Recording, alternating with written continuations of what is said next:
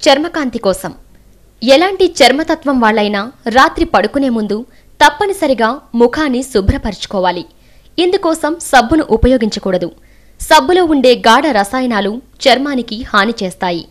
10 చుక్కల sunflower oil లేదా నువ్వుల నూనెలో 2 టేబుల్ స్పూన్ల పాలను కలిపి ముఖానికి పట్టించి సున్నితంగా మసాజ్ చేసుకోవాలి.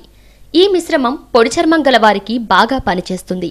3 టేబుల్ స్పూన్ల ఆలివ్ ఆయిల్లో బాగా మగ్గిన అరటిపండు గుజ్జు వేసి కలపాలి. ఈ మిశ్రమాన్ని ముఖానికి మాస్క్లా పట్టించి అరగంట తరువాత కడుక్కోవాలి. పుదీనా పేస్ట్లో బాదం నూనె వేసి కలపాలి. ఈ మిశ్రమం తగినంత వేడినీటిలో కలిపి ముఖానికి పట్టించి 20 నిమిషాల తర్వాత కడుక్కోవాలి.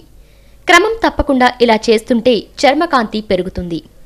2 టీ స్పూన్ల పెరుగులో కొద్దిగా బియ్యపిండిని కలిపి బ్లాక్ హెడ్స్ ఉన్న చోట ప్యాక్లా వేసుకోవాలి. తర్వాత ఆ ప్రదేశంలో వేళ్లతో వలయాలుగా చుడుతూ సున్నితంగా మసాజ్ చేయాలి. మరీ ఎక్కువగా మసాజ్ చేస్తే చర్మం ఎర్రగా అయ్యే అవకాశముంది. వారంలో 3 సార్లు ఈ విధంగా చేస్తే బ్లాక్ హెడ్స్ తగ్గిపోతాయి.